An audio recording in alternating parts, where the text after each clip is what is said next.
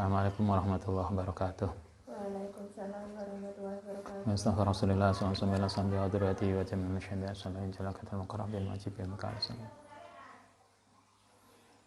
Lillahi ta'ala lahumul fatihah. Bismillahirrahmanirrahim. Alhamdulillahirabbil alamin arrahmanir rahim maliki yaumiddin. Iyyaka na'budu wa iyyaka nasta'in shiratal mustaqim shiratal ladzina an'amta 'alaihim. Bismillahirrahmanirrahim. Halaman 37. Walzam al-haya'a. Walzam lan netepono sira al-haya'a ing rasa malu. Dari sekian setelah kemarin kita bicara tentang memperbanyak istighfar, kemudian sholat malam, kemudian sholat jamaah, kemudian tidak meninggalkan sholat malam. Nah, sekarang walzam al-haya'a, kita diperintahkan untuk mempunyai rasa malu untuk berbuat maksiat. Jadi kita malu kalau mau berbuat maksiat, sehingga kita tidak akan berani berbuat maksiat. Ai al-haya'a syar'i, tegese malu yang mengikuti syariat. Fa innahu mongko sak temene al-haya iku minal imani, saking iman. Jadi rasa malu untuk berbuat maksiat itu bagian dari iman. Artinya kalau kita iman, kita akan malu untuk melakukan maksiat. Kalau kita merasa iman, kita tidak akan berani melakukan maksiat. Bakat qalu lan ngendika sapa ulama, al ibadatu utai ibadah iku isnani wa sab'una baban. Ibadah itu ada 72 macam, 72 pintu. Ahadun wa sab'una utai yang 71 iku fil haya'i ing dalem malu minallahi ta'ala, saking Allah ta'ala. Wa wahidun utai yang satu iku fi jami'i anwalil birri ing dalam sekabehane macam-macam kebaikan. Para ulama menyampaikan begini, ibadah itu mengabdi pada Allah itu ada 72 macam, 72 jalur. Di antara 72 jalur itu yang 71 itu terkait dengan persoalan malu untuk melakukan maksiat. Sementara yang satu itu adalah melakukan kebaikan. Artinya kalau kita malu itu dianggap sebagai meninggalkan perasaan malu untuk melakukan larangan, berarti kebaikan mendekatkan diri pada Allah itu adalah terkait dengan bagaimana kita meninggalkan segala sesuatu yang dilarang oleh Allah Ta'ala. Wafil hadisi, lan ing dalam hadis, istahyu disampaikan Kanjeng Nabi begini, istahyu merasa malu sapa sira minallahi ta'ala, saking Allah Ta'ala, haqqul haya'i, dengan malu yang benar. Suatu ketika Nabi itu menyampaikan ke sahabat, kalian malulah kepada Allah dengan perasaan malu yang benar. Kemudian apa jawabannya sahabat? Qalu padha jawab sapa sahabat, innas dunya kita iku nastahyi, malu sapa kita ya Rasul, alhamdulillah. Begitu kan Nabi bilang, kalian para sahabat malulah kepada Allah. Para sahabat bilang, Kanjeng Nabi, saya itu sudah malu pada Allah. Kemudian apa jawabannya Nabi? Qala, jawab sapa Nabi, laisa dzalika, laisa ora ana apa malu iku dzalika. Malu itu tidak seperti yang Anda bayangkan. Malu, misalnya kalau kita mau keluar rumah, kemudian apa Mbak gak keluar? Malu. Oh, bukan begitu. Malu itu bukan begitu. Para sahabat itu sudah kayak kita itu. Jadi ketika Kanjeng Nabi bilang, kamu malulah kepada Allah. Loh, Kanjeng Nabi, saya itu sudah malu pada Allah. Loh, kemudian Nabi mengatakan, malu itu tidak begitu loh. Walakin, tetapi ini, man sapane wong istahya, yang merasa malu sapa man minallahi ta'ala, fal yahfat, mongko ngreksa sapa man ar-ra'sa ing kepala. Wama lan barang wa'a yang ada di dalam kepala. Malu itu berarti artinya yang di dalam konteks ini adalah malu untuk melakukan sesuatu yang tidak benar. Karena itu Nabi mengatakan orang yang disebut malu adalah orang yang bisa menjaga kepala dan pikirannya dari sesuatu yang nggak baik.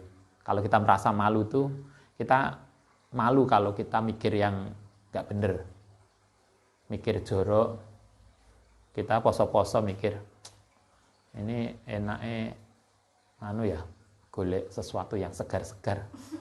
Ini andai kan gak enak uang atau wudu, kumur-kumur hilang separuh. Nah, orang yang pikirannya jorok, pikirannya tidak baik, itu berarti kita harus merasa malu bahwa pikiran kita ternyata nggak baik. Orang yang malu pada Allah, maka dia akan menjaga kepala dan pikirannya dari yang tidak baik. Wal batna, lan menjaga perut, wa malan barang hawa yang masuk dalam perut. Orang yang malu selain menjaga kepala dan pikiran, dia juga akan menjaga perut. Orang yang malu pada Allah, tentu dia akan menjaga makanan. Kalau kita makan makanan, pokok enak makanan dipangan, bu halal bu haram, berarti kita termasuk bukan orang yang malu pada Allah. Karena kalau kita itu malu pada Allah, maka kita mau makan yang nggak halal itu malu. Jadi mau berbuat yang nggak benar itu malu. Kita ujian UAS ya, UAS kemudian mau nyontek itu malu. Itu kalau kita punya perasaan malu pada Allah karena nyontek itu tidak benar, berarti kita itu orang yang beriman. Tapi kalau kita itu mau nyontek gak malu, berarti dipertanyakan iman kita. Tadi saya ujian online, kita nggak tahu apa yang ngelakoni ujiannya kayak apa, kita nggak tahu juga. Tapi ada yang bagus, ada yang kemudian dia ngontak Japri, Ustadz ini UAS ini open book buatan. Andai kan open book kita juga nggak tahu. Andai kan mereka nyontek juga nggak tahu. Tapi dia dengan sangat sadar, dia tahu ini harus konfirmasi dulu open book enggak. Kalau nggak open book berarti dia tidak akan berani nyontek. Segitunya. Itulah orang yang beriman mestinya. Sehingga orang yang beriman, maka mereka akan malu untuk melakukan sesuatu yang nggak benar. Mereka akan makan, mereka malu kalau makanannya nggak halal. Orang yang malu pada Allah, mereka akan menjaga dari pikiran-pikiran yang nggak baik, akan menjaga makanan dia dari makanan-makanan yang tidak halal. Sehingga karena itulah kemudian kita paham al-haya'u minal iman. Malu itu bagian dari iman, karena orang yang punya iman dia akan malu untuk melakukan sesuatu yang nggak benar. Sehingga kalau kita ngaku iman tapi berani korupsi, kita ngaku iman tapi berani melakukan sesuatu yang nggak benar, berarti harus ada yang kita pikirkan ulang iman kita. Itulah kenapa saya kira Anda bisa ingat ketika Nabi mengatakan tidak ada orang beriman yang dia kemudian berani minum minuman keras. Tidak ada orang yang beriman ketika dia berani berzina. Ketika dia berani berzina, maka sesungguhnya imannya telah hilang. Artinya ketika itu dia kehilangan imannya. Coba Anda lihat, kalau ada laki-laki perempuan bukan mahramnya berduaan, itu dieling pangeran kan? Ketika mereka berduaan, asik berduaan di gelap-gelapan atau di padang-padang, mereka masih ingat Tuhan enggak? Kalau mereka ingat Tuhan kan mereka enggak akan berani begitu. Karena itulah Nabi mengatakan tidak ada orang yang beriman yang kemudian berani melakukan minum-minuman keras. Tidak ada orang yang beriman berani berzina. Artinya ketika dia berani itu, berarti imannya telah hilang. Ketika itu hilang. Nah, orang yang punya perasaan malu untuk berbuat jahat, itulah orang yang benar. Karena itulah al-haya'u minal iman. Malu itu bagian dari iman karena dia tidak akan berani melakukan sesuatu yang enggak benar. Itu malu. Malu itu artinya malu untuk melakukan sesuatu yang enggak benar. Bukan hanya perilaku, tapi juga pikiran. Wal yahfad ar-ra'sa wa mawa'a. Orang yang malu pada Allah, maka dia akan menjaga pikirannya dari sesuatu pikiran yang jorok, pikiran yang enggak benar. Pikiran jahat, pikiran apa? karena dia sadar ini nggak baik dan Allah tahu. Wal yadkur lan eling sapa man al mauta ing mati wal bila lan hari pembalasan di akhirat. Orang yang punya rasa malu, maka dia akan ingat bahwa nanti kita itu akan mati dan kita akan mempertanggungjawabkan semua perbuatan kita. Waman sapane wong aroda yang menghendaki sapa man al akhirata ing akhirat taroka, mongko akan ninggal sapa man zinatal hayati dunya ing kehidupan duniawi. Maksudnya hedonis, zinata hayati dunya itu sikap hedonis. Arti hedonis ya. Enak-enakan, hedonis. Orang yang pengen akhirat, maka dia akan meninggalkan sikap hedonis. Orang yang enak-enakan dengan kehidupan material, duniawi, sehingga lupa dengan kehidupan spiritual dan ukhrawi. Faman fa'ala, faman sapane wong fa'ala yang berbuat sapa man zalika, yang tadi, orang yang bisa menjaga kepala dan pikirannya, menjaga makanannya dari sesuatu yang enggak baik, orang yang senantiasa mempersiapkan diri untuk kehidupan setelah kematian, itulah faqad istahya. Berarti orang yang benar-benar malu minallahi ta'ala haqqal haya'i, dengan malu yang benar. Jadi orang yang malu pada Allah adalah orang yang bisa menjaga perilaku dan pikirannya dari sesuatu yang enggak baik. Pada waktu yang sama, orang yang punya malu pada Allah berarti dia akan mengingat pada kematian dan persiapan nanti hidup setelah kematian. Sehingga kemudian pikirannya adalah ke depan. Bagaimana nanti kehidupan kita di akhirat, bukan pikirannya sekarang.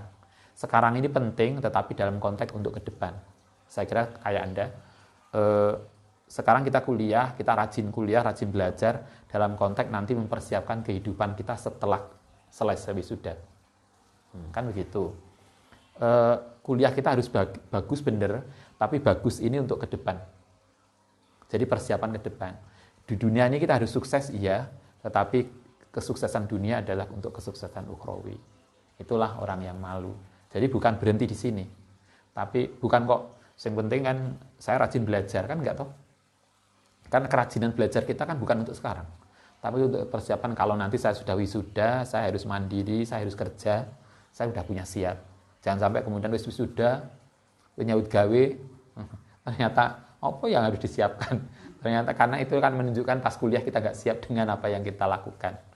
Itulah kenapa kalau kita lakukan hari ini dengan baik, masa depan kita akan baik. Nah, artinya kita harus mempersiapkan masa depan dengan sejak sekarang. Itulah malu. Bahkan lan ngendika sapa Al-Fudail, Fudail bin Iyad rahimallahu taala yaqulu, khamsun utai limo itu min alamatis sakoi, saking tanda-tanda orang celaka. Kata Fudail bin Iyad, ada 5 tanda orang celaka. 1, al-qaswatu, keras, fil qalbi, yang dalam hati. Hatinya keras. Hati yang keras itu artinya hati kita tidak bisa menerima nasihat. Jadi ketika kita melakukan sesuatu diingatkan, itu biasanya nggak terima. Itu keras. Yang kedua, wajumudul aini, mata yang jumudul aini itu nggak mudah menangis untuk penyesalan. Jadi enek tau wong sing gampang nangis, enek sing ora gampang nangisan. Nah, orang yang tidak mudah menangis untuk sebuah perasaan, tidak punya kepekaan. Nah, kemudian yang ketiga, wakilatul hayai, dan sedikit malunya. Maksudnya sedikit malunya itu berarti dia berani untuk melakukan sesuatu yang nggak baik. Waruh batu lan seneng di dunia ing dalam duniawi. Dia pikirannya, hatinya, perilakunya disibukkan oleh duniawi. Padahal mestinya tidak. Di hadis itu mestinya kehidupan kita disibukkan dengan sesuatu yang setelah kematian. Jadi hadis di atasnya man aradal akhirah taraka zinatal hayatid dunya. Siapa yang menghendaki akhirat, maka dia tidak disibukkan dengan kenikmatan duniawi. Masih ingat sejak awal zuhud kemarin, taroka zina atau hayat dunia itu bukan berarti kita tidak boleh kaya, enggak. Kalau bisa kaya ya silakan. Kalau Anda bisa kaya, bisa menjabat, bisa makmur secara duniawi nggak ada masalah. Tetapi yang diingatkan adalah jangan sampai kekayaan itu kemudian melenakan kita untuk kehidupan akhirat. Nah, itulah taroka zinatil hayati dunia. Jadi zuhud itu tidak harus miskin, tetapi zuhud itu hati kita tidak terpengaruh oleh duniawi sehingga kemudian kita melupakan ukhrawi. Zuhud tidak harus miskin. Jadi orang kaya belum tentu zuhud. Orang miskin belum tentu zuhud juga. Wah, iki lho wong iki lho hidupnya sederhana. Mesti dia zuhud belum tentu. Karena zuhud dan tidak persoalan hati. Bisa juga dia ngomong zuhud karena sudah terpaksa, pengen sugih gak sugih-sugih. Jadi pengen sugih, cuma karena harus bolak-balik usaha tapi gak sugih-sugih. Akhirnya halah hawa-hawa wis nrimo ngene Mbak. Padahal dia wis kadung wis mentok. Wis usaha macam-macam gak bisa. Tapi artinya kan itu bukan zuhud. Itu hanya karena terpaksa. Zuhud bukan begitu. Zuhud itu soal hati, bagaimana hati kita tidak terpengaruh duniawi. Wakilatul haya waruhbatu fid dunya watulul amali, dan banyak terlalu panjang pikiran, kakean pikiran, tulul amal. Jadi gaya skripsi itu nggak usah dipikir, pokoknya dikerjakne. Dipikir, telung dino, petang dino, limang dino, gak nanti kerjaan, juga dadi. Itu tulul amal. Nah, kan aneh toh, sehingga skripsi ku dipikir. Wong bolak-balik toh, yang kalau saya nyampaikan skripsi itu tidak sama dengan rumput. Kalau rumput dibiarkan tumbuh sendiri, lah skripsi gak digarap yo. Dipikir toh gak akan jadi. Dikerjakne. Wong itu hanya butuh ngetik aja toh. Diketik. Setelah itu, oh ini kok nggak karo-karuan. Ya nanti setelah selesai diketik ya diedit lagi, disesuaikan, kan itu aja toh. Nah, lain-lain ikan mikir, ini gak jadi. Akhirnya kan, yo seminggu yo gak nambah belas. Diketik aja. Orang kakean pikiran, kepanjangan pikiran, itulah tulul amal. Dan itulah yang kemudian orang gak sukses. Wa kana lan ana sapa asadi Sari As-Sakoti rahimallahu taala yaqulu innal haya'a satemene sifat malu walun lan sifat merasa tenang iku yutrikoni alqalba masuk ing dalam ati fa in wajada mongko lamun nemu apa haya dan tadi fihi ing dalam qalbu azahda ing warok wazada ing zuhud wal warok aleng warok ya hatta mongko kemudian masuk sifat malu dan sifat sifat tenang itu ketika masuk di dalam hati, kemudian ketemu sikap zuhud dan wirai, maka akan merubah pribadi menjadi baik. Tapi wa illa, lamun ora ketemu, gak ketemu zuhud dan warok, maka rohala, kemudian akan pindah. Jadi akhirnya gak bisa masuk dalam hati. Artinya, kalau kita zuhud dan wirai, itu gandengannya kudu ada sikap malu dan merasa tenang. Wirai dan zuhud itu kan kita bisa menjaga diri. Itu harus dibarengi dengan haya, sifat malu. Sehingga kita kemudian hidup sederhana, itu kan harus dibarengi dengan sikap malu untuk meminta. Kan begitu toh? Sama dengan kita sabar, itu kan harus dibarengi dengan sikap kuat. Kalau enggak, kan enggak benar. Nanti akhirnya akan ditindas dengan yang lain. Ada banyak hal yang kemudian gabung. Nah, di sini juga begitu. Al haya wal itu harus ada sikap zuhud dan warok itu harus ketemu. Kalau enggak, maka nanti tidak akan merubah kepribadian kita menjadi baik. Wa alamatul mustahi utai alamate orang yang malu iku adamu wuku'ihi. Karena itu tadi seawal malu ini terkait dengan berbuat dosa. Tandane orang yang malu adalah adamu wuku'ihi, tidak adane jatuhe man fi dzanbi ing dalam dosa.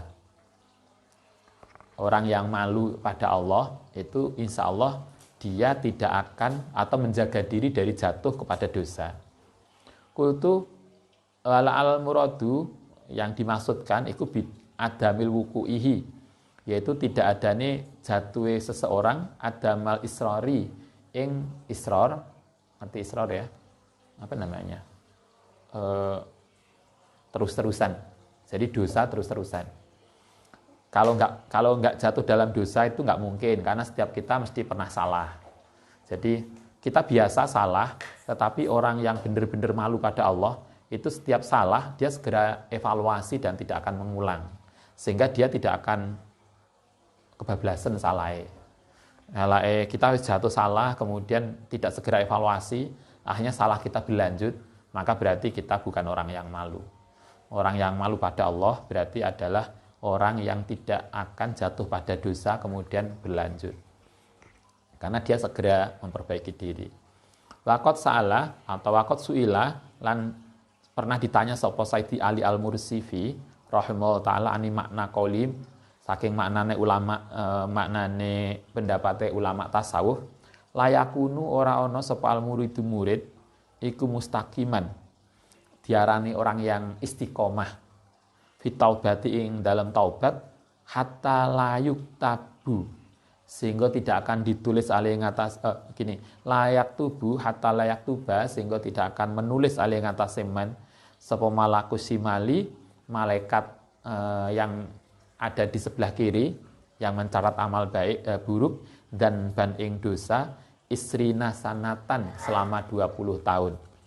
Kata para tasawuf, orang itu tidak bisa disebut istiqomah di dalam makom taubat selama dia belum bersih dari dosa selama 20 tahun. Jadi setelah 20 tahun kita berusaha tidak jatuh pada dosa, maka itulah kita lolos makom taubat.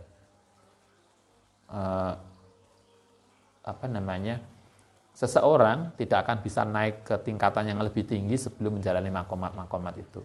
Salah satunya adalah makom tobat. Dan orang itu disebut lolos makom tobat selama 20 tahun tidak berdosa. Nah, maksudnya apa itu? Apa mungkin ada orang itu tidak berdosa sama sekali?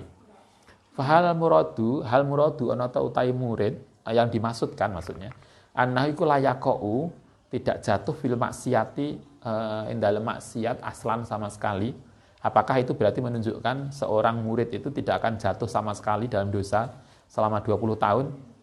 Al-muradu, utawa yang dimaksudkan annahu iku layasiru, tidak berkelanjutan, bal yatubu, balik bertaubat sapa man wa yastaghfiru lan istighfar al-fauri. Para ulama mengatakan orang itu bisa disebut istiqomah dalam taubat kalau dia sudah tidak melakukan dosa selama 20 tahun. Itu maksudnya apa? Apakah itu berarti tidak pernah dosa sama sekali, atau dia pernah berdosa tetapi segera bertaubat? Mana yang benar? Maksudnya apa makna itu tadi? Hakola mengkon jawab sopo Ali Al-Mursifi, al-muradu utai yang dimaksudkan iku asani yang kedua. Yang dimaksudkan dengan itu tadi adalah yang kedua, yaitu berarti orang itu bisa saja jatuh dalam dosa tetapi dia segera bertaubat. Li anal murida, karena sak temene murid as-sadiqa yang benar iku idza waqa'a nalikane jatuh fi dzanbi ing dalam dosa badaro, mongko segera sapa murid ila taubati wal istighfari. Santri yang benar itu kalau jatuh dalam dosa segera taubat. Mbak ngerasani dosa, ya langsung astagfirullahaladzim, berhenti. Bukan astagfirullahaladzim, nah ini terus nomane. Atau Mbak ngerasani dosa, lu Mbak, sama gue ngerti ya. Ini loh isu terbaru di kampus. Enggak, santri yang benar, murid yang sodik, murid yang benar, santri yang benar itu ketika jatuh dalam dosa badara fit taubat, dia akan segera bertobat dan istighfar. Karena itu fa'unmuiha maka kemudian dihapus ala zalika dzanbi ngatasi dosa, ala asari ngatasi pengaruhe falaya jitu mongko ora nemu sapa al malaku malaikat syai'an yang sesuatu yaktubu yang bakal nulis sapa malaikat. Ketika orang itu dosa, masih ingat kemarin ada hadis kalau orang itu jatuh dalam dosa, maka malaikat itu tidak segera menulis. Dia akan nunggu beberapa waktu sampai ditunggu. Kalau kemarin salah susaatin 3 jam. Ditunggu 3 jam, kalau dia tobat maka nggak ditulis. Nah, karena itu kita juga gitu. Kalau kita jatuh dalam dosa, segera, oh iya, saya salah. Nah, kemudian kita istighfar dan tobat. Kalau kita segera istighfar dan tobat, maka kesalahan kita tidak akan tertulis. Sehingga kemudian kita bersih. Nah, orang yang bisa menjaga kondisi seperti itu selama 20 tahun, itulah santri yang benar. 20 tahun ya, bukan sedino. Memang latihannya kan memang luar biasa. Coba Anda baca statementnya Imam Ahmad bin Hambal.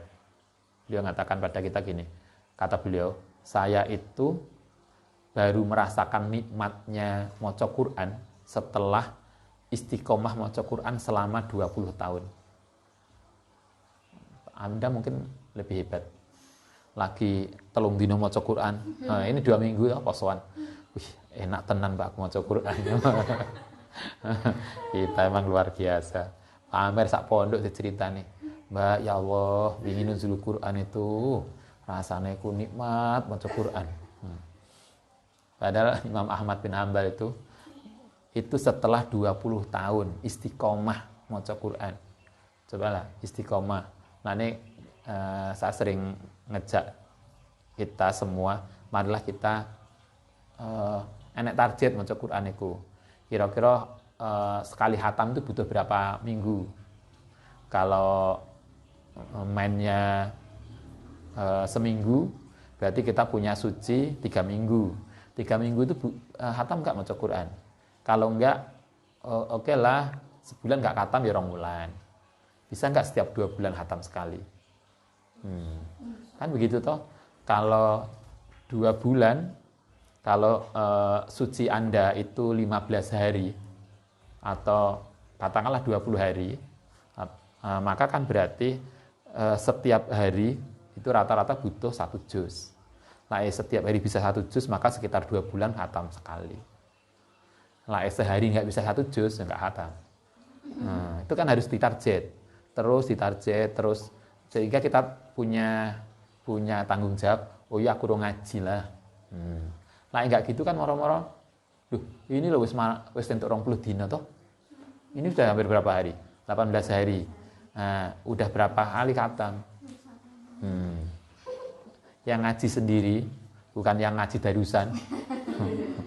Weh, udah khatam piro, Kak? Oh, udah khatam sekali. Iku karo sapa? Darusan sampe Mbak. Yang ngaji sendiri berapa kali? Kan harus ditarget begitu. Para ulama salaf dulu, para ulama sepuh dulu, itu juga begitu. Enek kajian maca Qur'annya. Kalau nggak maca Qur'an, posonya. Itu luar biasa. Anda pernah baca siapa? Saya lupa kemarin. Ada seorang sufi perempuan. Itu beliau khatam setiap 3 hari. Jadi dia seumur hidupnya itu sampai sekian ribu. Jadi rata-rata setiap 3 hari 4 hari khatam, tiap hari 3 hari 4 hari khatam.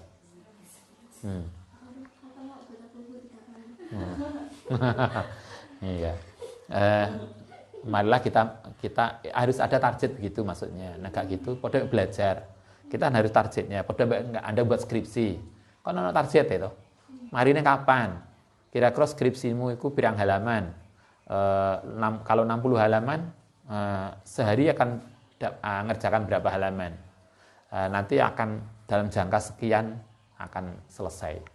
Nah, nggak ditarget kan nggak selesai. Wis keliwat-keliwat semesternya. Gak terima minggu dan bulan, semester keliwat. Karena kita nggak pernah mentarget. Nah, ini kita diajarkan di sini. Santri yang baik, santri yang sodik, itu mesti punya target. Ketika dia salah, dia harus segera bertobat sehingga tidak akan tertulis. Dan itu selama paling sedikit 20 tahun. 20 tahun tidak pernah tertulis dosa. Karena setiap kali dosa, dia mesti segera taubat dan istighfar.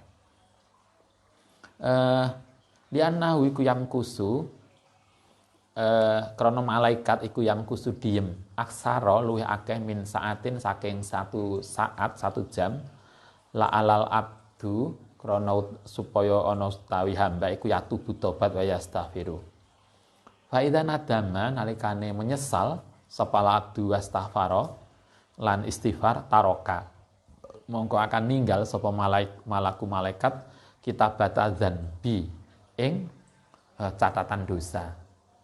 Karena itulah kita berusaha untuk tadi menjaga perilaku kita dari sesuatu yang enggak baik. Kalaupun kemudian kita jatuh pada dosa, karena tidak mungkin kita tuh tidak dosa, tapi andaikan kita jatuh dalam dosa, segera kita sadar, istighfar dan taubat. Semoga dengan demikian kita tidak tercatat orang yang dosa. Dan itu minimal sekian tahun. 20 tahun itu umurmu berapa? Rata-rata umurnya 20, 22 lah, tante Ana kan baru 19. Kalau 20 kan berarti mulai kecil belum pernah dosa. Harus ada target begitu. Sekian pada yang teman-teman santri kalau di Jogja dulu, teman-teman santri yang ngapalnya Quran itu biasanya karo poson Daud. Itu targetnya puasa Daud sekian tahun. Tahunan. Bukan poson Daud seminggu, saulan, enggak. Sekian tahun. Dulu teman-teman santri di Jogja. Jadi kalau ngapalnya Quran itu kalau poson Daud. Jadi poson Daud itu sebagai riadohnya untuk untuk menguatkan hafalannya. Nah, kalau Anda belajar kan juga gitu, ada riadohe. Sehingga podo-podo belajar itu akan beda dampaknya. Dengan orang yang riadoh dengan yang tidak riadoh, itu beda.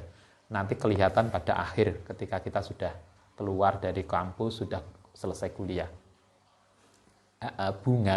Buah itu kan baru muncul nanti, bukan sekarang. Podo-podo tanaman yang satu dipupuk dengan organik, satu dengan kimia, nanti kan hasilnya akan beda. Nah, kita juga begitu. Podo-podo kuliahe, podo-podo belajare, yang satu riadoh, yang satu tidak, hasilnya akan beda. Nah, marilah kita belajar ada riadoh kita. Ya sepuh kita itu riadohnya luar biasa. Coba misalnya Allah yarham Mbah Maksum, Lasem, kate gawe pondok, ketika dia mulai bangun pondok itu poso 3 tahun. Anda baca riwayatnya Mbah Manap Lirboyo, tidak akan tidur sebelum mendoakan putra-putranya dan santrinya. Segitunya. Loh, kita kan juga gitu. Kalau nanti Anda jadi ibu, jangan lupa sebelum tidur doakan anak-anaknya. Lah kita dulu diajari Mbah Bu Nganjuk itu. Beliau kalau doa disebut satu-satu anaknya. Namanya Tante Ana, ini. Nah, kalau Anda jadi ibu begitu, sebut ke anak satu, kita satu-satu. Didoakan. Nah, kita sekarang karena kita belum jadi orang tua, Anda belum jadi orang tua, jangan lupa sebelum tidur kita berdoa. Atau kita punya riadoh, punya amalan tertentu. Amalan itu bisa yang mudah, bisa yang sedang, bisa yang berat. Yang berat bisa poso, bisa macam-macam. Yang sedang misalnya istiqomah maca Quran. Kalau saya punya teman dulu di Gading, satu kamar. Kuliah kayak biasa aja. Tidak kuliah mungkin Anda lebih pintar. Kuliahnya nggak jelas. Tapi begitu selesai kuliah dia sukses. Sekarang dia mapan menjadi PNS. Salah satu amalan dia sejak dia masih sebelum kuliah itu dia maca Yasin setiap habis maghrib. Gak pernah ketinggalan. Pernah suatu ketika saya pergi ke Jogja, habis maghriban di terminal itu di Solo ketika itu. Dia nggak mau nyari bis. Sik Pak, yasinan dhisik. Dia nggak mau. Pokoknya habis maghrib yasinan. Dia habis maghrib mesti mau yasin. Istiqomah itu sampai sekarang. Yuk, kuliahnya biasa-biasa, tapi kan kemudian asarnya. Nah, itu loh yang maksud saya. Malah kita punya riyadhah sendiri-sendiri, terserah. Riyadhah maca selawat sehari semalam sekian kali. Atau selawat apa terserah. Bisa selawat nariyah, bisa munjiat, bisa selawat apa. Atau selawat paling mudah, sallallahu alaihi Muhammad sallallahu alaihi wasallam. Ya gak apa-apa, yang penting istiqomah. Istiqomahnya itu yang penting. Nah, malah kita masing-masing punya itu. Punya riyadhah itu. Sekian lama. Itu akan penting. Nah, santri yang benar tadi. Santri yang benar itu akan menjaga perilakunya. Dia salah satunya adalah dia tidak akan jatuh dalam dosa paling enggak minimal 20 tahun. Artinya bukan sama sekali enggak berdosa, tapi begitu jatuh dalam dosa dia akan segera sadar dan bertaubat. Sumalayahfa, mongko kemudian tidak khawatir anal malakain sak temene malaikat iku layak tabani. Tidak akan mencatat ilal ma'asi qauliyati wal fi'liyati kecuali maksiat qauli dan fi'li, ucapan dan perbuatan. Talafadho karena melafatkan biya kelawan qauliyah tadi dan fi'liyah sapa sahibah au qala fa'altu kadza wa kadza. Li qaulihi ta'ala karena dari Allah taala kiraman katibin, yaitu ono malaikat yang mencatat ya lamuna yang ngerti sapa malaikat maing barang taf'alun. Baik, kita lanjutkan satu sub. Walzam lan tepono sira ya ahi al adaba ing tata krama ing perilaku etis. Selain kita malu pada Allah, malu untuk berbuat yang tidak baik, satu hal lain yang harus kita miliki adalah etika. Etika itu menjadi sangat penting. Faqad qalu teman-teman ngendika sapa ulama layam bagi tidak patut lirajuli kedue seseorang ayat luba yang to mencari al ilma ing ilmu wal hadisa ing hadis hatta yakmala kecuali akan berbuat sapa man fil adabi dalam etika isrina sanatan 20 tahun. Lah orang-orang dulu itu orang yang sebelum mencari ilmu, sebelum belajar, itu yang dididik dulu adalah etikanya.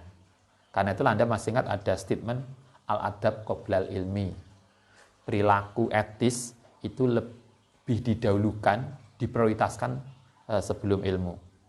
Jadi bukan ilmunya yang penting, tapi perilakunya. Saya kira Anda pernah baca hal terkait dengan pendidikan di luar negeri, toh?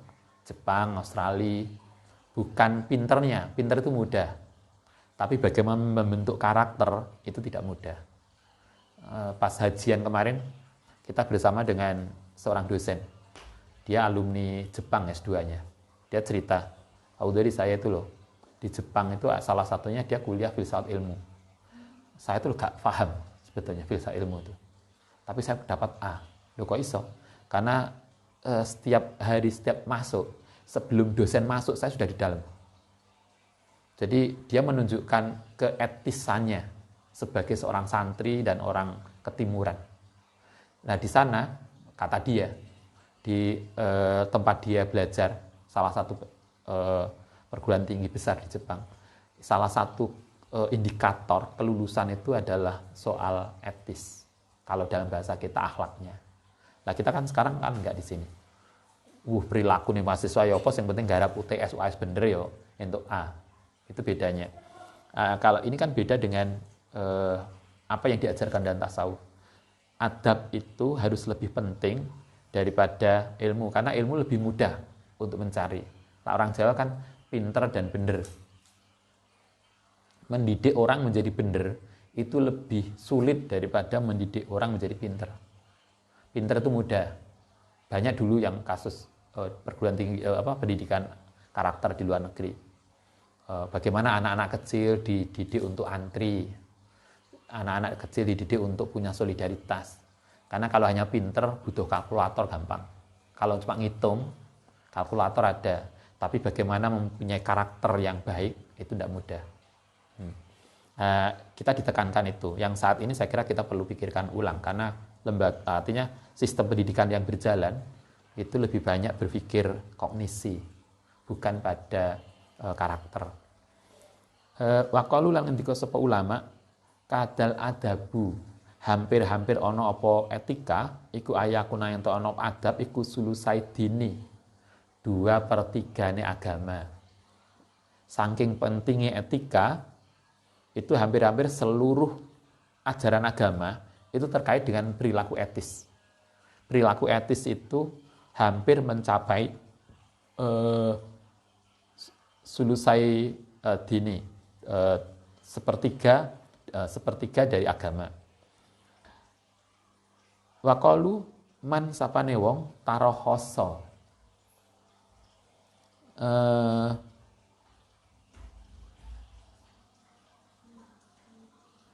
2/3 ya, selesai 2/3, bukan sepertiga, 2/3.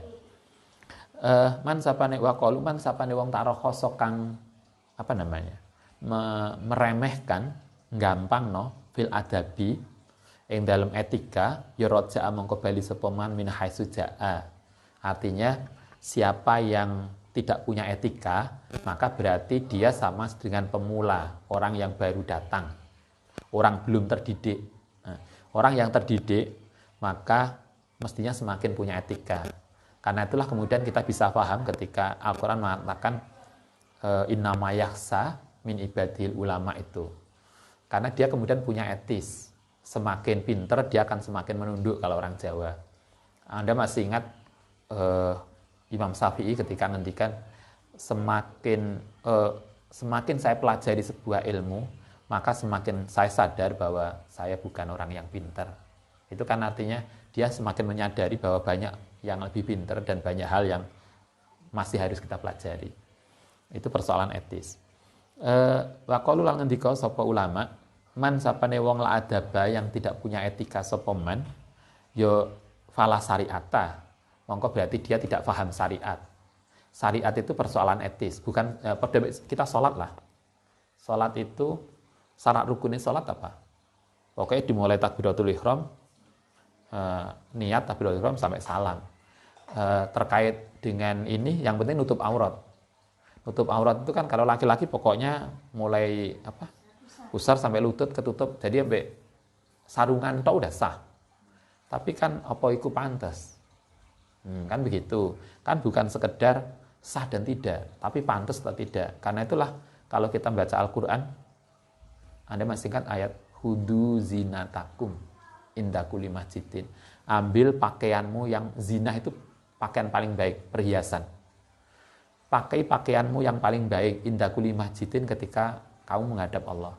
Jadi ketika kita itu sholat, pakai pakaian yang paling baik. Karena urusannya bukan sah dan tidak.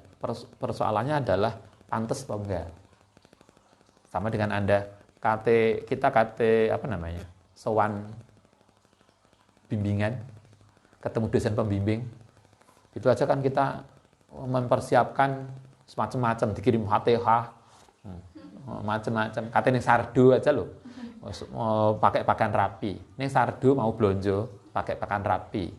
Kita mau ketemu calon mertua, itu keribat, macam-macam loh. Nah, sekarang kita mau ketemu Zat yang maha agung yang menguasai semesta. Masuk toh kemudian pakaian kita nggak etis.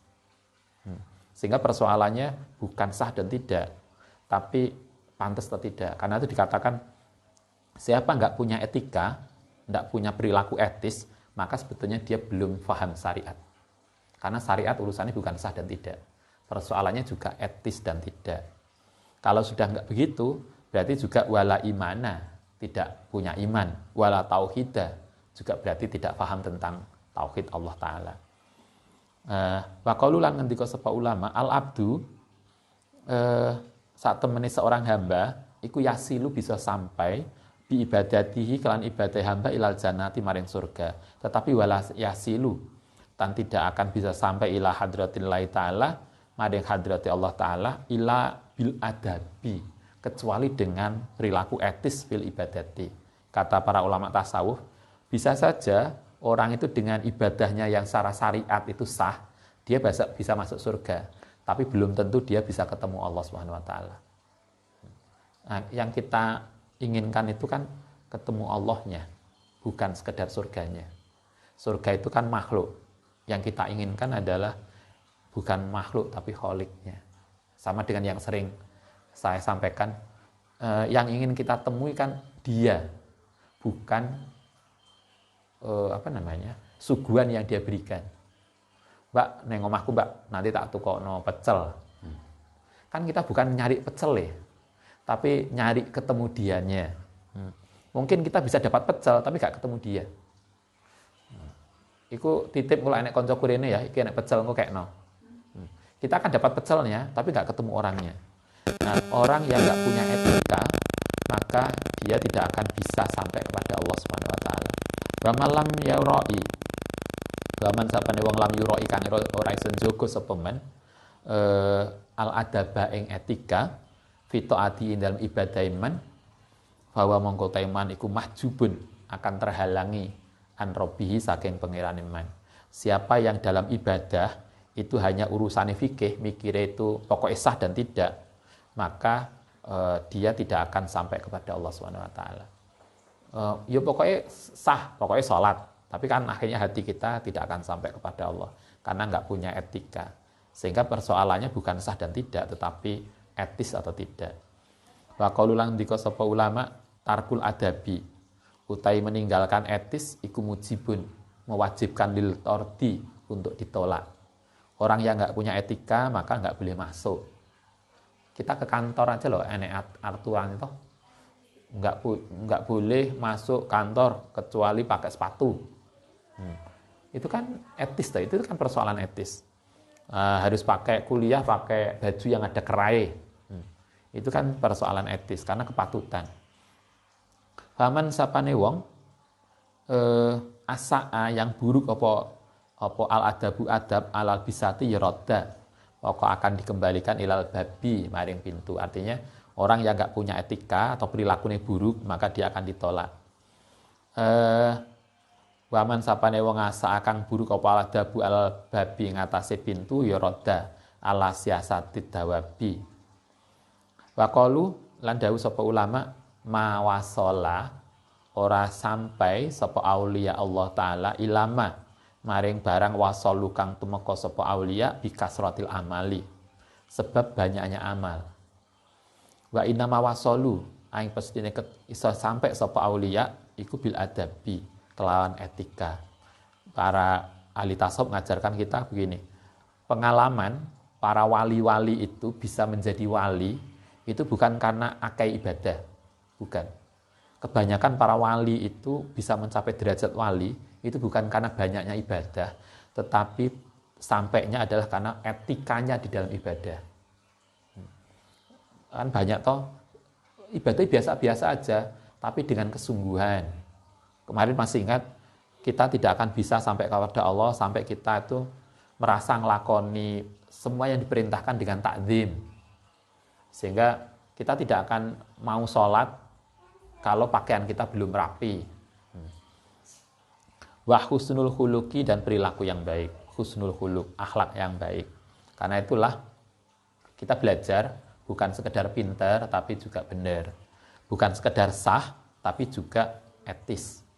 Pakaian kita sama dengan Anda, kita pakai pakaian ini udah nutup aurat, iya, tapi kan bukan sekedar nutup aurat. Pantas enggak? Kira-kira pakaianku pantas enggak? Kau ke kampus gaya pakaian ini, kan begitu toh? Kalau kita sowan ke orang kita hormati, kalau saya pakai pakaian gini pantas enggak? Jadi itu loh yang harus dipikir. Mulanya orang Jawa aneh unggah-ungguh, arti unggah-ungguh ya. Ada etika. Misalnya kalau kita ngaji adabul alim wal muta'alim masih ingat dulu. Kenapa kita kalau misalnya kita muda, kita sowan ke guru kita. Di unggah-ungguh wong Jawa ada sesuatu yang kita bawa. Itu etika aja. Tapi itu menjadi penting. Kalau Anda mulai kita pulang, Di rumah ada adik kecil, jangan kok mulai gelendang-gelendeng tok. Nggawa lah apa oleh-oleh untuk adik kita. Loh, itu kan ya etika toh. Mulai teko langsung turu. Padahal kan ponakan kita kecil-kecil digawana permen itu loh seneng. Karena mulai jangan kemudian wis pokoke mulai wis teko. Lah kan enak mboke wis teko mboke. Enggak. Itu persoalan etika. Kita sowan ke ibu kita, ke orang-orang sepuh kita, membawa sesuatu, itu persoalan etis. Itu bukan syarat sowan, tapi itu etika. Kita diajarkan para wali itu persoalannya bukan banyaknya ibadah, tapi adalah perilaku etisnya. Baik, semoga kita bisa mengingat dan bermanfaat. Kita lanjutkan besok. Assalamualaikum warahmatullahi wabarakatuh. Waalaikumsalam warahmatullahi wabarakatuh. Rabbana